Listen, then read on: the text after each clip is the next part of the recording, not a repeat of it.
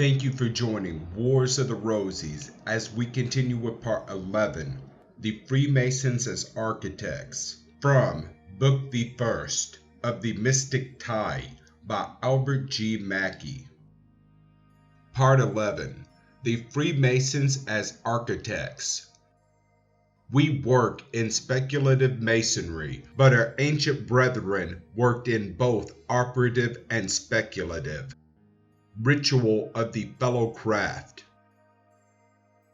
I do not wish to pry into the mysteries of the craft, but it would be interesting to know more of their history during the period in which they were literally architects. Holland's Middle Ages.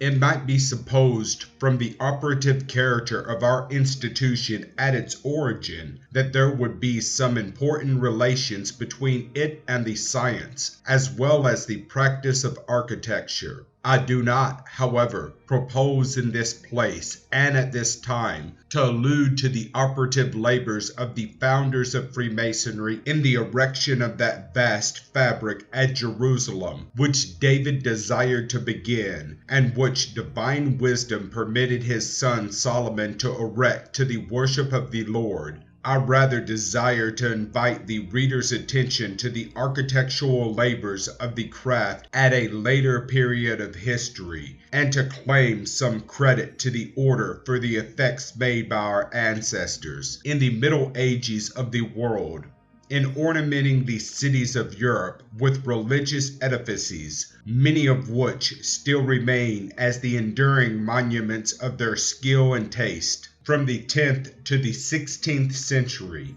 the continent of Europe was traversed from the southern extremity of Italy to the Abbey of Kilwinning in Scotland by a society of traveling architects who were called by the writers of those and subsequent times Freemasons. The origin of this society and its connection with the body now known under the same name I do not here propose to trace. Author's note: the whole subject has been fully treated by the author in his Lexicon on Freemasonry at the article Traveling Freemasons. It is sufficient to say that their connection with and descent from the masters of Solomon's temple through the Collegia Artificum, or colleges of artificers, has been firmly established by a continuous chain of testimony, and that there is still less reason to doubt that they are the progenitors of speculative Freemasons of the present day. These bodies of traveling artisans were almost exclusively engaged in the construction of religious edifices, and all the great cathedrals of that age were the work of their hands. They were encouraged by the popes, who granted them charters of monopoly as ecclesiastical architects, and conferred on them many privileges of an extensive character. They were declared to be independent of the sovereigns in whose dominions they might be sojourning, and were permitted to govern themselves by laws of their own creation. They regulated their own wages and were entirely exempt from all taxation. And it was worthy of notice that in one of the papal bulls published in their favor, it is stated that these regulations have been made after the example of Hiram, king of Tyre, when he set artisans to King Solomon for the purpose of building the Temple of Jerusalem. Dr. Henry, the historian, speaking of them, says that the popes, for very obvious reasons, favored the erection of churches and convents and granted many indulgences by their bulls to the Society of Masons in order to increase their numbers. These indulgences produced their full effect in those superstitious times, and that society became very numerous and raised a prodigious multitude of magnificent churches about this time in several countries.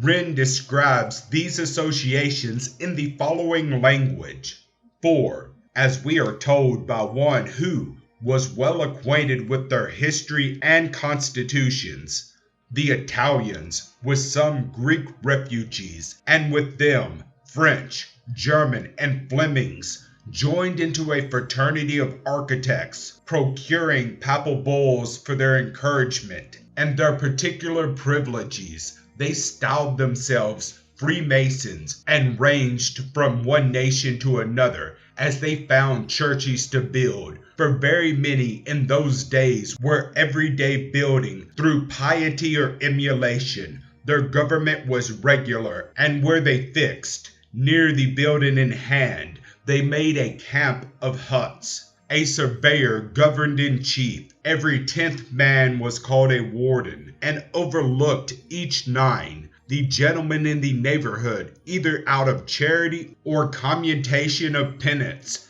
gave the materials and carriage. Those who have seen the accounts and records of the charge of the fabrics of some of our cathedrals near 400 years old cannot but have a great esteem for their economy, and admire how soon they erected such lofty structures. The Messrs. Chalmers, speaking of the structures that were executed by a class of skilled artisans who wandered from country to country, say, "We here allude to the order or craft of Freemasons, the origin of whose associations may be dated from the 9th or 10th centuries, and who attained their greatest numerical strength and importance at the introduction of the Gothic or pointed style of architecture." Sidney Smith, Esquire, in a paper on the origin of the pointed arch, published in the Archaeologia, says, "It is highly probable that the Freemasons, whose importance as a corporate body seems to have been established by a papal bull in the early part of the 13th century, counted many Eastern workmen among their number, thus associated and exclusively devoted to the practice of masonry. It is easy to infer that a rapid improvement, both in the style and execution of their work, would result, forming a connected and corresponding society and roving over the different countries of Europe, wherever the munificent piety of these ages promised employment to their skill. It is a probable and even a necessary consequence that improvements, by whomsoever introduced, would quickly become common to all. And to this cause we may refer to the simultaneous progress of one style throughout Europe, which forms so singular a phenomena in the history of architecture. Author's note: Knapp, in his essay on the secret discipline of the primitive Christian church, mentions several other authorities on this subject, to which I am not, at this time, able to refer. On this uniformity of style among these Freemason architects, to which Mr. Smith here alludes, Mr. Hope, in his History of Architecture, makes the following remarks.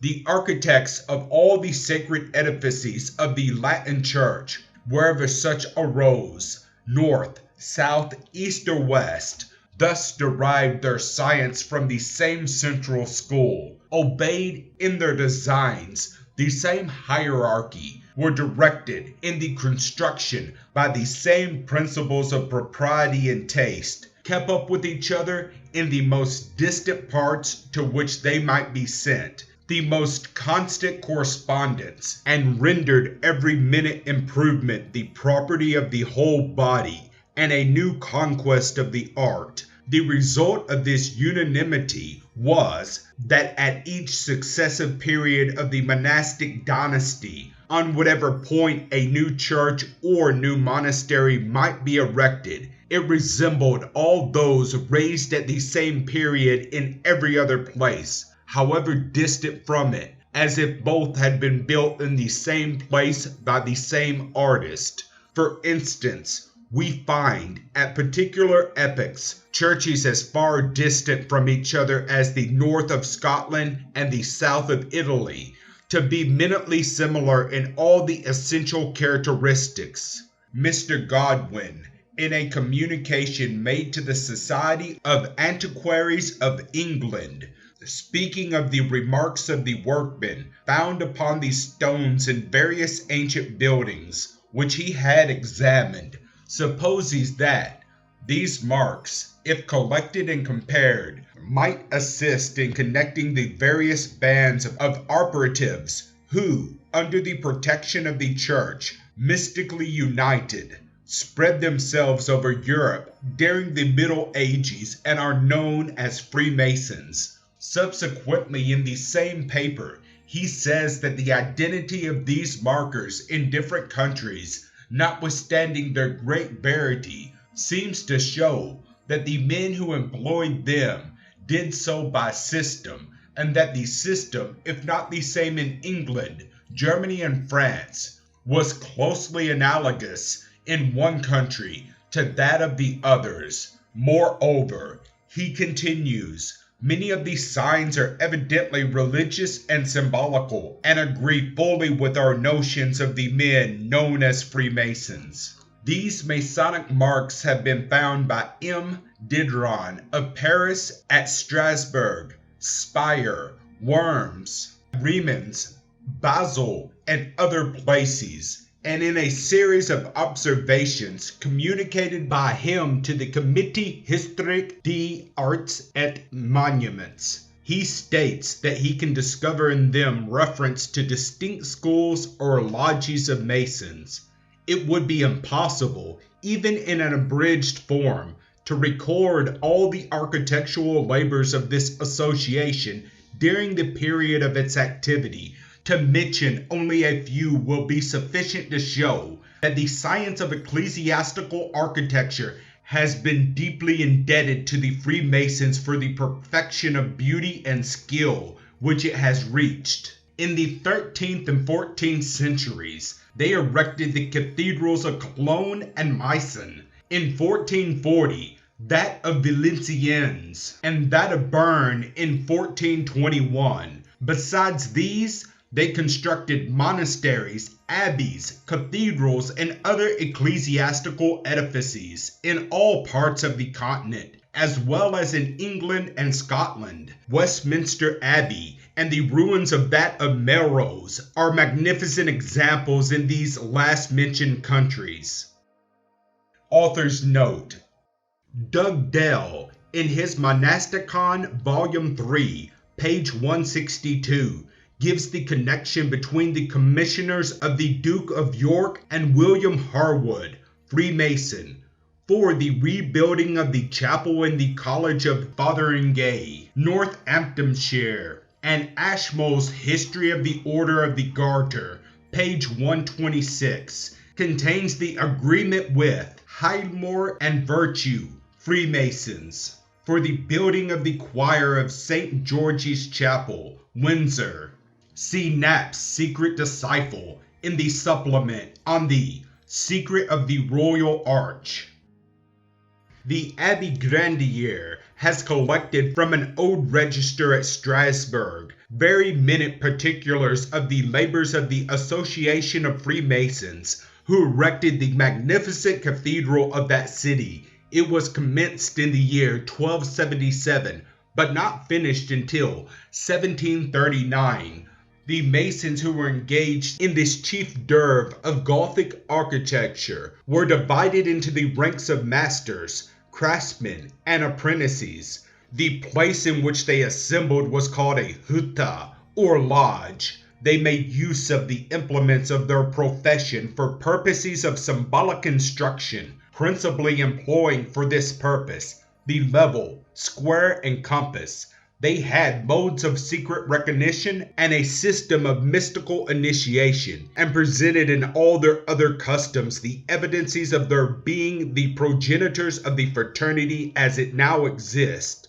The European correspondent of the Boston Atlas makes the following remarks in relation to the workmen at Cologne, another of the labors of these traveling Freemasons. There stood the huge mass, a proud monument to Gerard, master of the Cologne Lodge of Freemasons, and resisting, as it does, the attacks of nature and the labor of man, a symbol of that mystic brotherhood which, to use the words of Lafayette, owes a double luster to those who have cherished and to those who have persecuted it. During the interval between 1248 and 1323, there were not only 50 masters and 3 times as many fellow crafts daily employed, but a large number of entered apprentices from all parts of Christendom who had came to study both the operative and speculative branches of the art, and carried home with the principles which directed the erection of almost every Gothic monument of the age, others which prepared the way for the light of the Reformation. In 1323, the Church withdrawing its patronage from the Freemasons, the labors of the craft were suspended, and the cathedral remained in an unfinished state until 1842, when, by the direction of the King of Persia, an association was formed, which took charge of its completion, and the original plans, which had been taken from the lodge by the French in 1794, having been recovered, have been strictly adhered to by the architect, who has also adopted the ancient divisions of the workmen. References to the works of these traveling Freemasons who were occupied in building the magnificent religious houses of Europe will be found in the pages of many antiquarian writers, in addition to those which I have already cited, all of whom unhesitatingly gave them the praise of being in possession of an admirable system in the distribution of their labors and in the government of their workmen, a system precisely similar to that which, our tradition informs us, existed at the construction of Solomon's temple, and no one who reads the proofs on this subject can for a moment doubt that as classical learning was preserved and perpetuated by the monks of the Middle Ages, so was the science of architecture by the traveling Freemasons of the same period. To them is the world indebted for the invention of that style in architecture, known as the pointed Gothic, in which beauty and grandeur, simplicity and elegance are so skillfully blended as to have extorted the admiration of all who have beheld the splendid edifices erected by these artists in the reign of Edward III of England and the contemporaneous sovereigns of the continent. This style has reached its utmost point of perfection, and though after the 14th century it rapidly declined, it has again been revived by the taste and genius of the present age. Let it be remembered by its admirers, when viewing the varied and graceful tracery of which it is composed, that its invention and its most beautiful examples are to be attributed to the fraternity of Freemasons. Author's note: perhaps there is no more interesting as well as succinct account of those traveling Freemasons of the Middle Ages than that contained in Mr. Hope's History of Architecture. Thank you for watching, and please don't forget to share, like, subscribe, and comment. And if you can, please consider donating to Wars of the Rosies. Links to PayPal and Patreon are in the description. Thank you so very much.